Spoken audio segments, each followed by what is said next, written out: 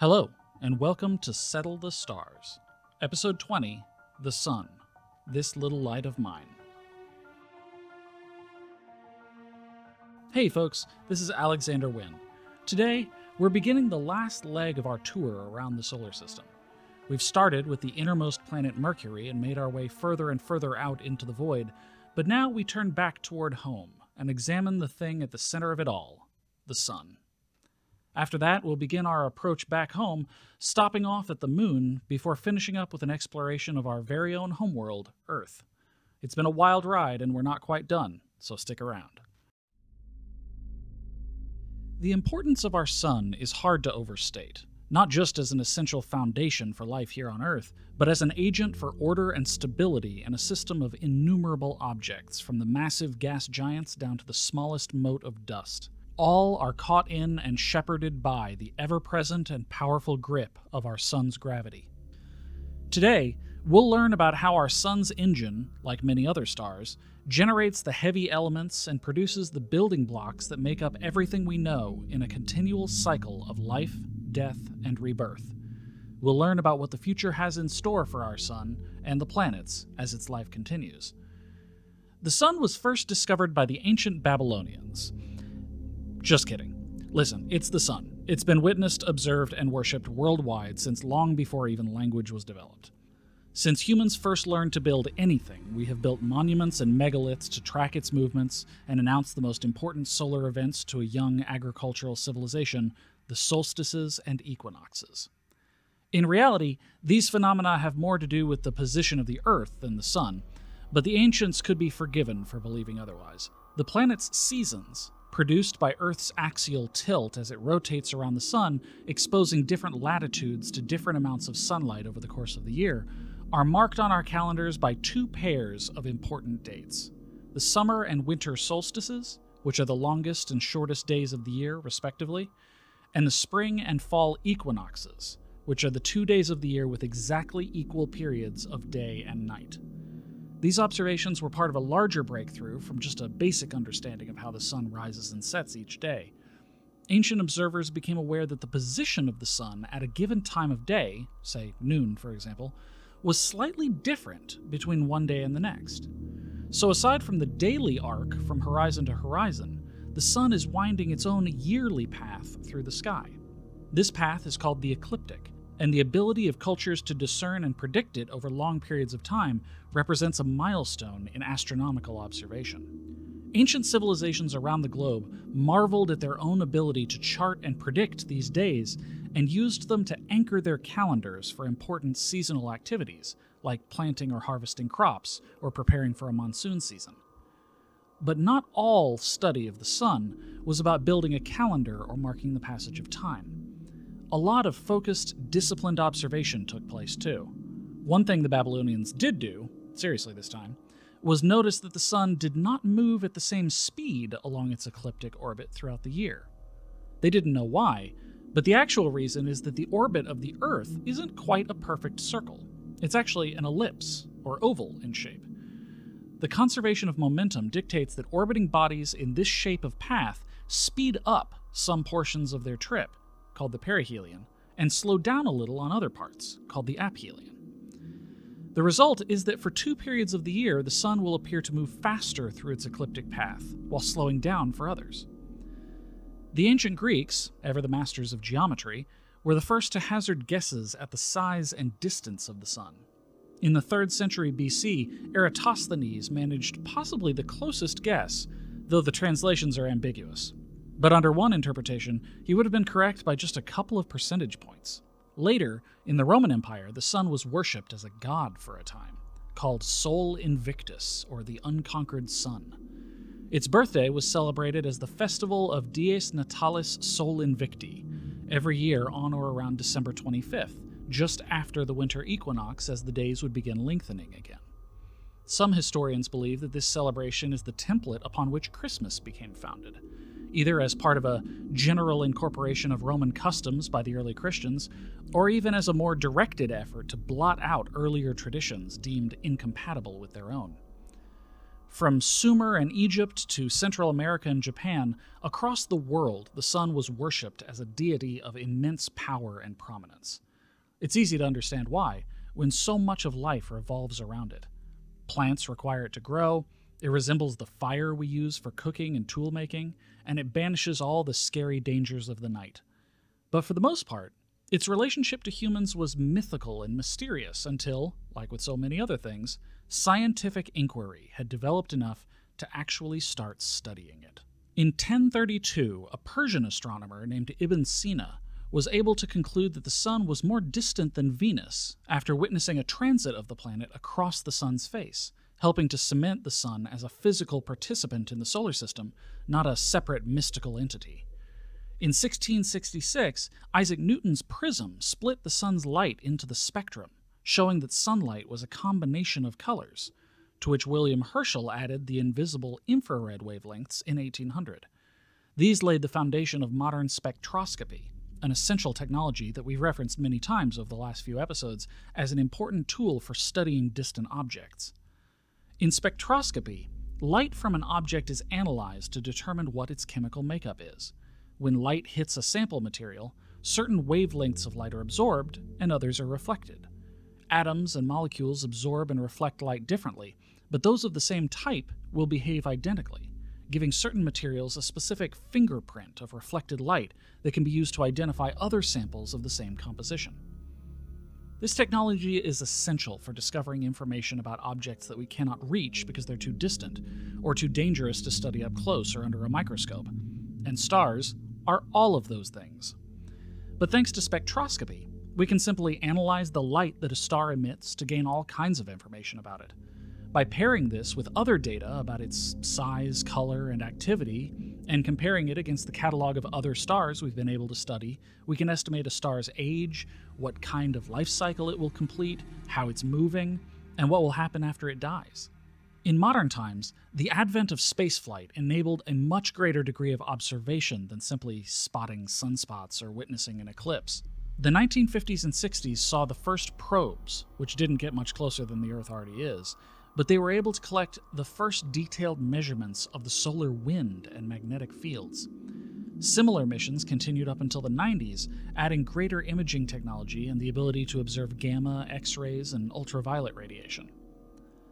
In 1995, NASA joined with the European Space Agency to launch the Solar and Heliospheric Observatory, or SOHO, a probe that would sit right at the Lagrange point between the Sun and Earth, where the gravitational force from the two objects is equal. Capable of data collection across many wavelengths, SOHO was perfectly positioned for continuous, detailed data collection, and was so successful that its mission lasted until 2009, over a decade longer than originally scoped.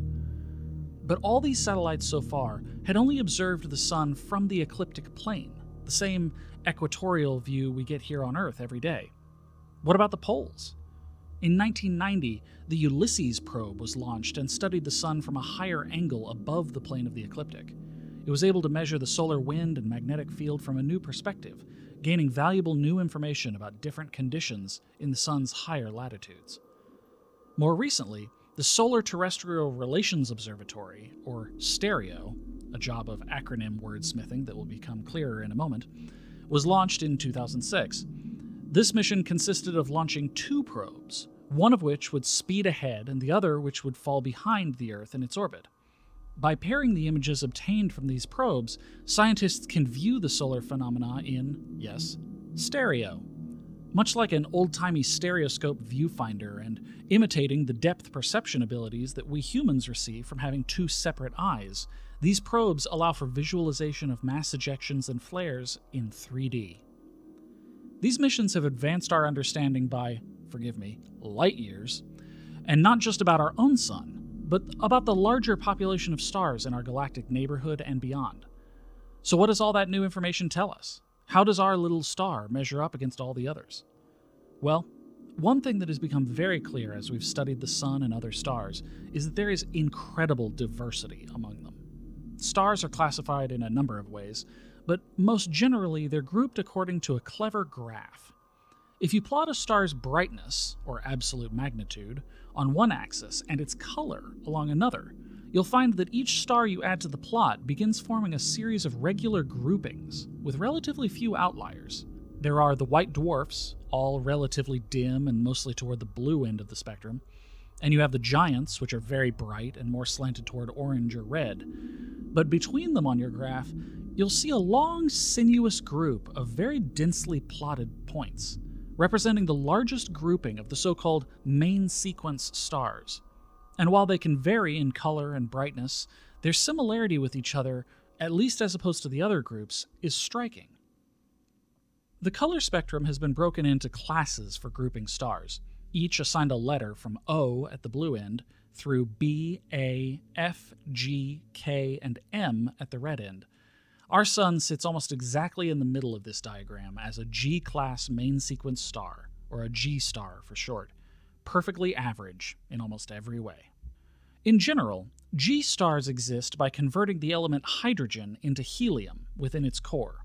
In this reaction, called nuclear fusion, the incredible heat and pressure actually enables two or more atomic nuclei to combine together to form a new nucleus. Harkening back to your elementary chemistry class, you'll remember that the only thing that makes one element different from another is the number of protons and neutrons within the nucleus. That simple characteristic governs everything about how the atoms of the element will behave, from how many bonds it can form to what color it is. So in a very basic sense, a star is a factory in which smaller atoms are smashed together so vigorously that they combine to form new, heavier atoms, which is to say, heavier elements. These reactions generate massive amounts of energy, most of which is given off as all that heat and light we're familiar with. The overwhelming majority of that energy comes from the specific fusion of hydrogen into helium, which sheds enough energy to keep the engine running for billions of years. Our own Sun fuses about 600 million tons of hydrogen into helium every second, which directly converts about 4 million tons of matter into energy. That's the equivalent of about 92 billion megatons of TNT. Again, every single second of every single day going off in the core. These reactions occur within equilibrium there, stabilizing the structure of the Sun and maintaining the rate of burn. The force of gravity pulls the Sun tighter together, while the force of the constant nuclear explosions pushes everything back out, but they're balanced enough that everything stays stable over time. Those fusion reactions take place in the core of the Sun, the central engine. Extending about 20 to 25% of the total radius of the Sun, this region is about 150 times the density of water, and reaches temperatures as high as 15.7 million degrees. An instrument aboard the SOHO probe called the Global Oscillations at Low Frequencies, or GULF, allowed scientists to detect changes in velocity variations throughout the Sun, even down to the core. This showed us that the core itself is rotating faster than the regions above it. That area outward from the core is called the radiative zone, and it extends from the core out to about 70% of the solar radius. Moving outwards from the core, the temperature gradually decreases in the radiative zone from about 7 million to about 2 million Kelvin. The region is called the radiative zone because of the way heat is transferred here, by radiation, or traveling directly outward from the core via waves, as opposed to thermal convection. Above the radiative zone is a transition area called the tachocline, an area where it is believed the power of the solar dynamo resides. It's here that the electric currents are thought to be generated at the transition between discrete layers within the Sun.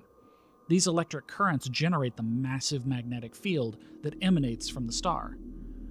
Above the tachocline, the method of heat transference is by convection, which is why the zone is called the convective zone. Because this zone is even less dense than below, the solar plasma must convey the heat upward in great convective currents that organize themselves into hexagonal columns, or solar cells. These cells are what give the Sun an almost granular look in high-resolution images. The photosphere sits atop the convective zone, and this is the visible surface of the Sun that we see in many photographs. There is no physical surface here that anyone could touch or land on, just a boundary of an area with fewer hydrogen ions, which makes the regions above appear transparent to us. Here, the temperature has dropped to a mere 5,700 Kelvin, but still way too hot to land anywhere. It may not have a physical surface, but the Sun does have an atmosphere. The lowest boundary of the atmosphere is the coolest part of the Sun, maxing out at 4,100 Kelvin. That's cool enough that water vapor and carbon monoxide have been detected. About 500 kilometers up, the chromosphere begins, continuing to a height of 2,000 kilometers to the transition region. This region is in constant flux and invisible from Earth, but it's able to be detected by probes that can sense in the extreme ultraviolet spectrum. Continuing outward, we arrive at the corona. We know the corona as the brilliant halo visible during a solar eclipse, and it is huge. The corona has a larger volume than the rest of the Sun below the photosphere combined, and you can reach temperatures greater than even the core at up to 20 million Kelvin. Scientists are still unsure how exactly the temperature gets so high in the corona, but it's believed that the magnetic field plays a role in a process called magnetic reconnection, which can convert magnetic energy into heat. This is where the plasma of the Sun reaches out into space and becomes the solar wind, which we've heard so much about in previous episodes. The solar wind travels outward through the outermost layer, called the Heliospheric, where it forms the magnetic field into a spiral shape that continues far out into the solar system, about 50 times the distance from the Sun to the Earth, known as an astronomical unit. In 2012, it's believed that Voyager 1 encountered the boundary of the Heliosphere, about 122 astronomical units away. The magnetic field of the Sun radiates throughout the solar system, conducted by the solar wind plasma to form what is called the Interplanetary magnetic field. Imagine this field as a giant sheet. As the Sun rotates, it twists the sheet into a spiral shape. The interplanetary magnetic field is actually much stronger than the Sun's own solar magnetic field, strengthened by electrical currents in the solar wind plasma. The magnetic field and solar wind are both influenced by variations in the atmospheric activities of the Sun. Sunspots are temporary spots or blotches of darkness in the photosphere caused by flux within the magnetic field that disrupt convection. They follow an 11-year cycle of activity as the magnetic field fluctuates and can range from a relatively small 10 miles wide to a massive 100,000 miles wide. Sunspots can be accompanied by solar flares and coronal mass ejections, which are caused by an intense sudden release of energy, pouring light, heat, and radio waves out into space through the corona. This intense barrage of waves and charged particles can be hugely disruptive if they happen to be aimed at Earth, damaging satellites and disrupting radio communications. These events and others are believed to have contributed to the formation and evolution of our solar system over time, and while we can still detect their activity every day, they won't last forever. Our Sun is about halfway through its lifespan. Most main sequence stars last about 10 billion years, and it's believed the Sun formed about 4.6 billion years ago from the collapse of a gigantic cloud of molecules. The techniques used to estimate ages like this are called nucleocosmochronology and consist of a complex comparison of relative abundances of radioactive atoms as compared to their expected abundance as predicted by our current models of nucleosynthesis. As the Sun ages, it is continuously growing brighter and hotter, swelling as it does so. Since it was first formed, it's already grown about 15% larger and over 100 Kelvin hotter overall, which translates to almost 50% brighter than at the start. When the Sun reaches the end of its life, it won't explode. But for any life on Earth, the result wouldn't be much different. Instead, hydrogen fusion will gradually cease, and the outward pressure generated from the reactions will no longer prevent the core from collapsing due to gravity. The energy released from the contracting core will cause the star to swell over the course of 1 billion years, eventually growing into a red giant. Fusion reactions will continue outward from the core, where there's still helium, so the Sun will continue to produce light and heat, but now on a new massive scale, over 1,000 times brighter than today. Mercury and Venus will be completely engulfed by the star, and if Earth isn't consumed itself, its orbit will grow much larger as the mass of the Sun decreases in the next phase. At the end of the red giant phase, There's a violent ignition of helium that converts as much as 40% of the sun's mass into carbon in an intense runaway reaction. The sun will then shrink down much smaller, though still 10 times as large as it is today. Here, the sun will continue to burn out the rest of its helium, after which it will undergo another expansion similar to when the hydrogen was exhausted. As the fuel depletes, the sun will become unstable, undergoing intense pulses of growth and collapse. If not sooner, the Earth will be consumed by the sun at this point, as its orbit shrinks again due to crazy intense tidal forces. It's estimated that there will be 4 such pulses in the case of our sun, before it finally loses its outer envelope. Without the envelope, matter is ejected to form a new planetary nebula until only a naked core remains, a white dwarf only half the mass of the current sun and continuing to burn at over 100,000 Kelvin for trillions of years. Our sun will enjoy the astronomical equivalent of passing away peacefully in its sleep, but other stars go out with much more of a bang. If a star has much more mass than the sun, its end will come in a violent explosion called a supernova. We can see these explosions from across the universe, sometimes bright enough to be observed during the daytime. Occurring about 3 times a century here in the Milky Way, these explosions can be triggered by either a reignition of a nuclear fusion or a sudden core collapse. During a supernova, huge amounts of material are ejected at blinding speeds, driving a shockwave through the surrounding space. The resulting halo remnant can be viewed by astronomers later, even if they miss the actual explosion. Sometimes, shockwaves can even spark the formation of new stars, and are a big contributor to the cosmic rays we can detect from all corners of the universe. In 1604, a supernova was observed by the naked eye and described by Johann Kepler in De Stella Nova. It was brighter than any star in the night sky, and recorded in parallel Chinese, Korean, and Arabic sources as well. For over 3 weeks, it burned bright enough to be visible during the day, and represents the most recent confirmed observation of a supernova in our galaxy without a telescope. After a supernova explosion, the remnants of the star could collapse into a neutron star. These peculiar objects are among the smallest and densest objects yet known, with about 1.5 times the mass of our entire sun packed down into a ball only 6 miles across. If you went to collect a small, matchbox-sized sample of the material from a neutron star, you would find it weighs over 6 billion tons. These stars are composed almost entirely of neutrons and are still very hot, typically around 600,000 Kelvin, and with astonishingly powerful magnetic fields, as much as 100 million to a quadrillion times more powerful than that of Earth. They also rotate extremely quickly, as much as several hundred times per second. Some neutron stars emit beams of radiation as they spin, acting as a beacon or a lighthouse, and sending out a new pulse with every spin. These objects are called pulsars, for the pulsing signals they emit as they rotate, and their discovery was actually the first confirmation that neutron stars actually exist. In fact, every pulsar's precise rate of spin and other characteristics are unique, and as you may remember from a previous episode, the locations of several pulsars were referenced on the gold plates sent out with the Voyager spacecraft as a map back to Earth in case they're ever discovered by extraterrestrials.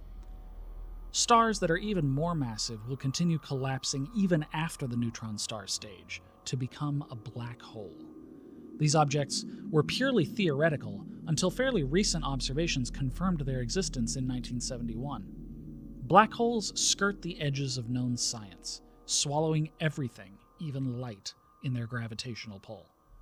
Warping the fabric of reality and bending even time, scientists still have a long way to go to uncover the mysteries that black holes hide. Even without the threat of supernova and black holes, the science of stars teaches us that the sun's time here, and the Earth and the other planets along with it, is finite. 5 billion more years of life is an incredibly long amount of time, but the clock is ticking. Human civilization will have to develop interstellar travel if we hope to survive, and every new discovery brings us closer to that goal with greater understanding of how our universe works. I hope you've enjoyed this visit to the sun today, and come away with a new appreciation for the object that drives life on our planet. We'll continue the voyage again soon, and I hope you'll join us. In the meantime, be sure to subscribe if you haven't already. Settle the Stars is available on pretty much every podcasting platform, and we're also mirroring our episodes on YouTube at youtube.com/edgeworksentertainment. And be sure to ring that bell so you know when there's a new episode. We also have a Patreon page at patreon.com/edgeworksentertainment, where you can get early episodes and tons of other great rewards. The support of listeners like you is what makes this show possible, and I'm so grateful to the people that have already joined. Thank you all for listening, and as always, happy terraforming.